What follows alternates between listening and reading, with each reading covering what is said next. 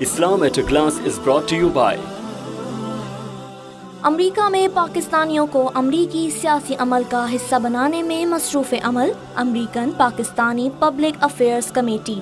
अमरीका में बसने वाले पाकिस्तानियों का मुस्तकबिल सियासी अमल में शमूलियत से है। आइए सियासी शोर को उजागर करने के लिए आप भी AP पैक का साथ दीजिए।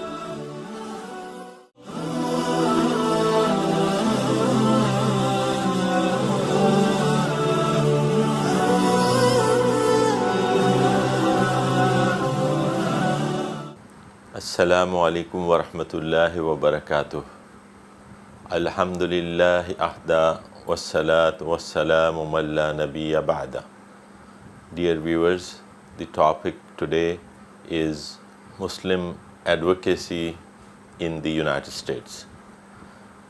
I would start by reciting this ayah from Surah Al-Imran. Hasbi Allahu ni'mal wakil Ni'mal Mawla wa Ni'mal Nasir. Sufficient is for me the advocacy of Allah, or Allah as an advocate for me, or my attorney. Ni'mal Mawla wa Ni'mal Nasir, and his guardianship and his nusra, or his help, is enough for me, is sufficient for me. So for being a Muslim, this should be in our mind, that the best of advocacy is that of Allah. That if He speaks for you, if He is there for you as He is, then you are not in need of any more advocacies if Allah is with you. And to keep Allah on your side, what we need to do is to follow what He has told us to follow, and follow His Prophet sallallahu alaihi wasallam. If we do that, and if we are living even in an environment which is not so friendly for us, or it is a harsh environment, whatever it may be, the help of Allah, if it becomes available, you will be fine. And to do that, what you need to do is that you, if you will behave and you keep your character and your way of life according to His principles, then you will become a person or a personality, a character that is so dear to the people that even the people will become your advocate. They will be ready to come for your help. They will be ready to protect you, because you are following who is the protector of all. And He will, because of your following of His principles, He will produce in you, He will put in you a kind of appeal, a kind of love for the others. Because in general, the human, they like certain characteristics, they value certain characteristics which is more humanly characteristics. If you follow Allah's commands and His Prophet's way, then your character will be like that, and you will be loved by the people. If there will be one voice against you in your neighborhood, at your work, in your school, there will be 10 voices that will come up in support of you. Because always, as I said, the goodness, it has an appeal for the people, general people also. So our first intention should be to follow Allah, and when we follow Allah, definitely we will have to behave in a way that is the best possible human nature. We have to bring it out, that in your neighborhoods people know you as a good man, somebody who is above average, somebody who is they look up to. So in that case, you have created a protection automatically for yourself.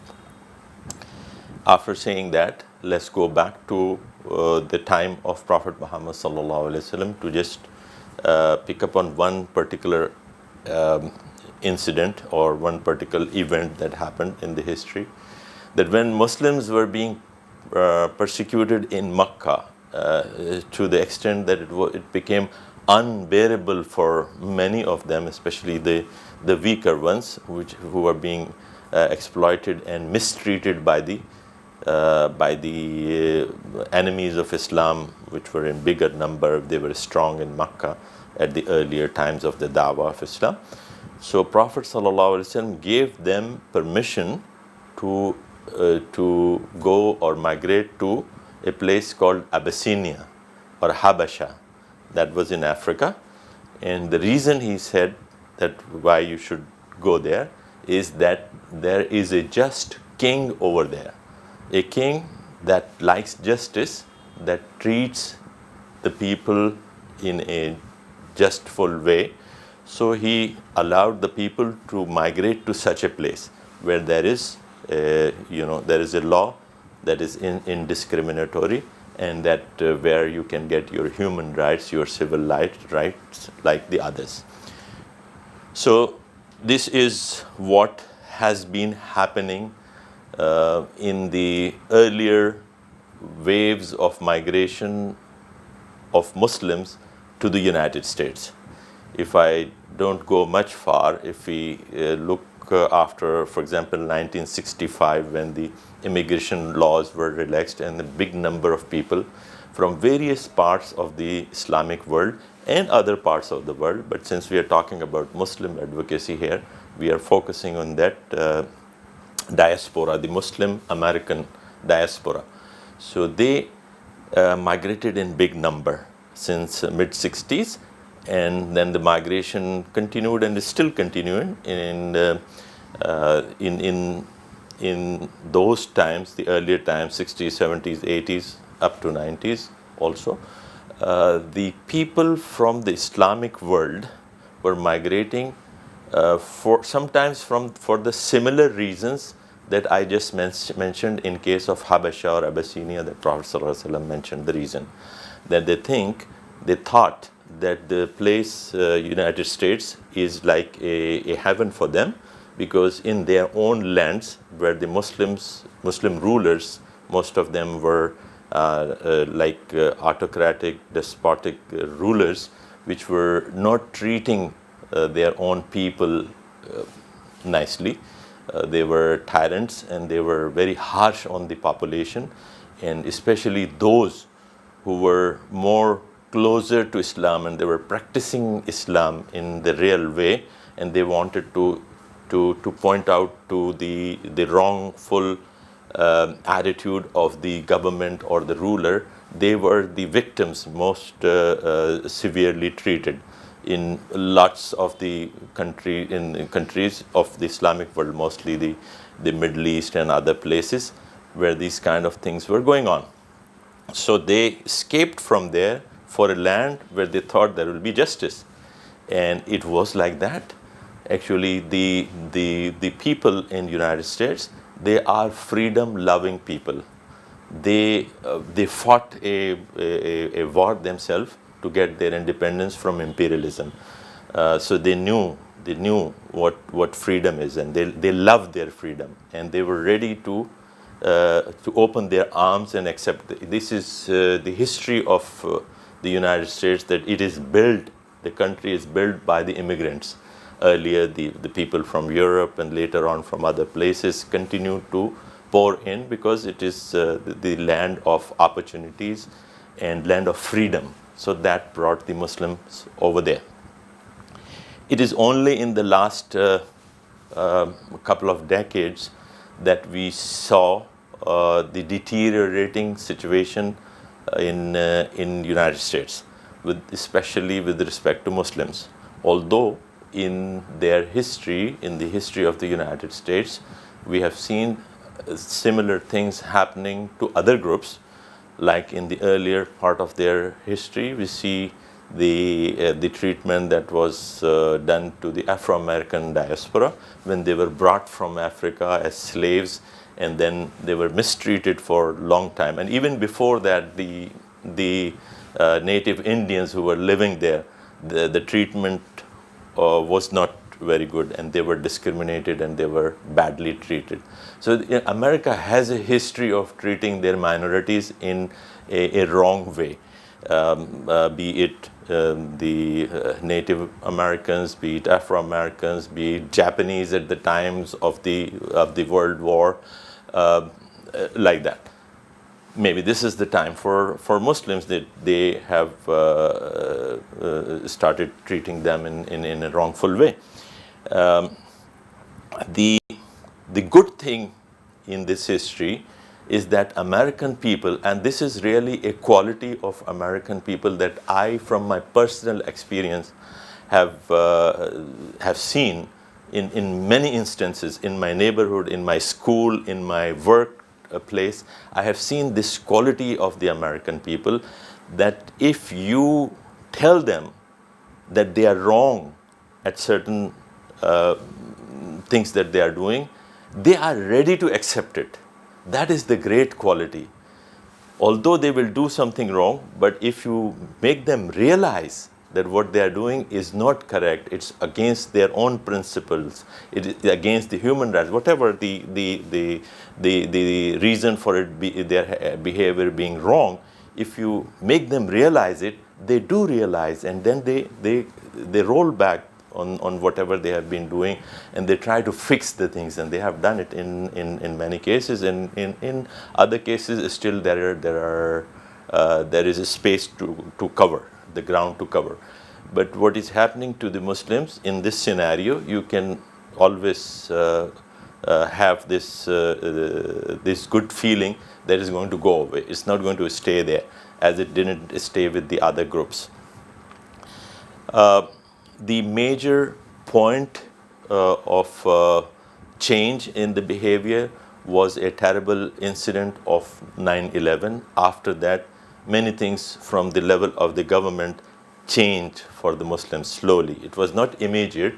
It was like over the next 2-3 years, there was a campaign by the governmental agencies there,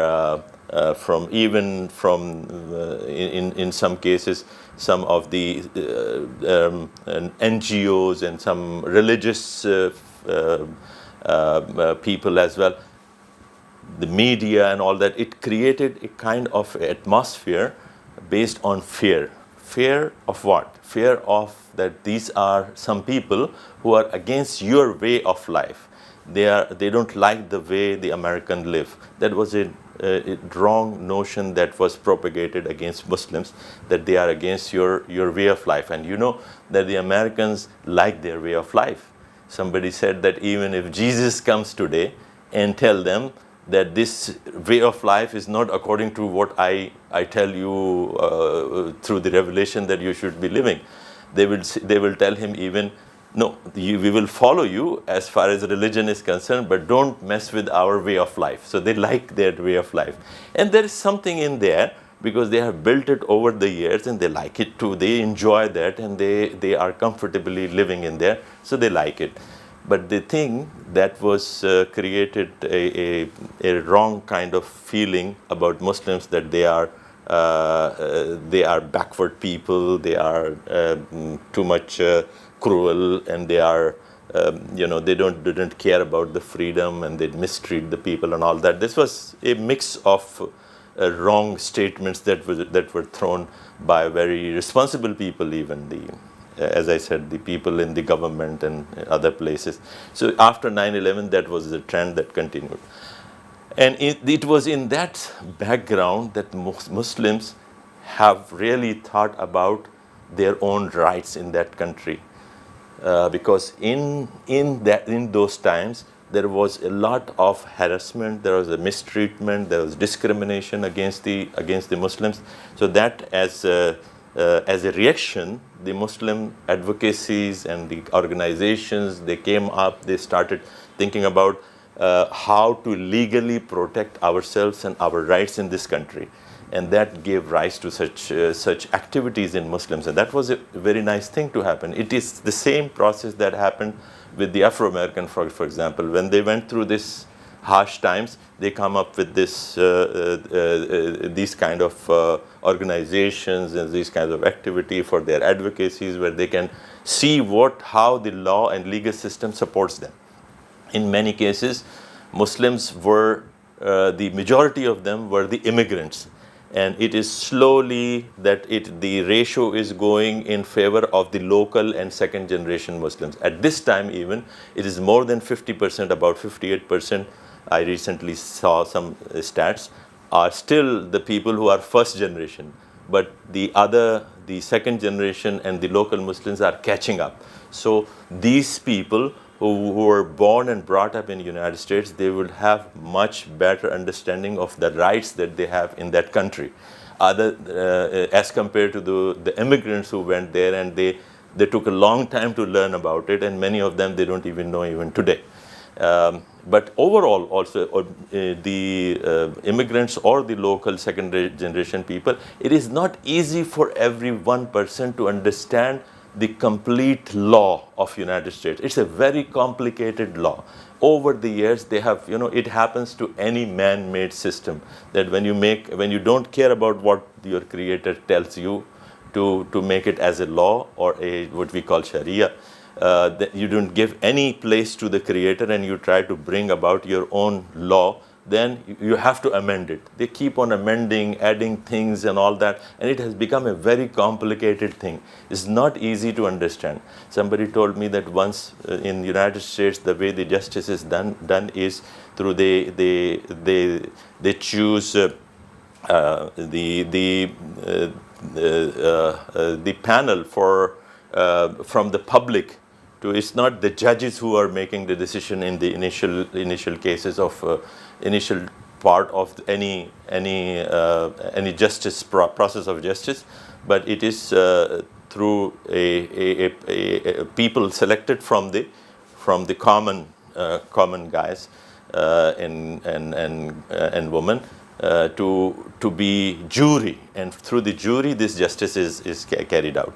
So for the selection of jury, once the way they do it, they send the invitation to 200 people or 100 people, and out of that they select 4, 5, 6, whatever is needed. So in one of such gatherings, the one person from the law department, he said to the audience of maybe 100, 200 people, and he said that this book, and he has this thick 6,000 or some pages book about the legal system, and he said that, do you know what is in that? You are expected to know everything which is present in that. And almost everybody said, we don't know what is in there. Because it's not everybody. It's one person stood up and he said that I don't know what is in there. This is so much, this so thick book. How can I know everything? He said, you are supposed to know what is in there. So this is the situation. The people don't know what is the law, what is the legal system. They need to be taught what are your rights, what is happening in such atmosphere, such environment, which I just shared with you since the 9/11, and more so after the recent change in the presidency, that we are seeing White House giving these kind of signals, which are actually helping in creating an atmosphere of hatred against the Muslims. So in this whole atmosphere, if you don't know your rights, if you don't know how to move in the society according to the constitution and according to the law, then you will be caught in sometimes by the agencies. Sometimes the things they do, like things like entrapment. Sometimes they bring a piece of law which is you don't know about it. And I can share you many examples, my personal, from my acquaintance, that they have been trapped through this entrapment or using some law from many years ago, which has never been applied. But when they want to apply against someone, they use such law. There is a saying, it is said that in the United States, if you are standing, you are breaking 4 laws. If you start moving, then you break 10 more laws. So everybody breaks the law. but they are never caught about that. They are never put in prisons about that. But when they have to treat somebody in a wrong way or trap someone, they will make use of those things, that you break this law, you break that law. This is how the Constitution, this is how the law system of United States works. So in this situation, it is necessary that the Muslim organizations such as CARE or the U.S. Council of Muslim Organizations and other organizations of Muslim advocacy should teach their people, should give them a chance to understand their rights, and should also help them when their rights are violated through the making them the legal aid available. Muslim Legal Aid is another organization. So it is needed, because whoever is living in a minority situation, such as Muslims in United States, and these days the things are not going very good. As I said, that it is not going to stay like that, in my opinion. But in this situation, it is necessary that we understand the law, we follow the legal system, but we need to understand that if you don't know the details, and I will end by just sharing with you one case that from my acquaintance, that one young person was trapped because he was in a camping trip where some of the agents who were involved in entrapment of those boys, they were Muslim boys, and they said that why don't you do a target shooting? And he even asked the agent that, is it allowed for me? And he said that yes, it is allowed. They were being entrapped. And in Texas, this happened in Texas. In Texas, it is common that boys and young people, they go and do the shooting in the camping environment. But it is a federal crime. If it is a federal crime for a person who is not a citizen of United States, if he touches a weapon, it's a crime and he can be put into prison. And this person was not a citizen at that time, and they made him touch the weapon. And to trap them, what they did is they brought the weapons from another state. So the state law of Texas would not apply to them, but the federal law will apply. So they use these techniques just to entrap and just to create a kind of fear for the community. Unfortunately, this is happening. I don't say that everybody does that, but some of the agents and some people who are not very careful, they use these kinds of tactics. And if it is coming from the top level, it becomes easier for the people who are at the operational level to use this kind of discrimination. So we need to be aware of these things, and the Muslims need to be together. These advocacy groups should arrange the training sessions, especially for the Muslim youth and other people, to let them know of their rights, and they are doing that. It is very encouraging to see if there is a problem with any Muslim anywhere in the United States, it doesn't go unnoticed. One statistic, in 2017, 48% of the Muslims who were interviewed, they said that in the last 12 months, we have faced one incident of discrimination. That tells you the situation which is going on in the United States. But again, it's not going to stay there. But you need to be very vigilant about your rights, and you should not let anybody get into any trouble just because he doesn't know what rights are available to him or her. أقول قولي هذا واستغفر الله لي ولكم ولسائر المؤمنين والمؤمنات. السلام عليكم ورحمة الله.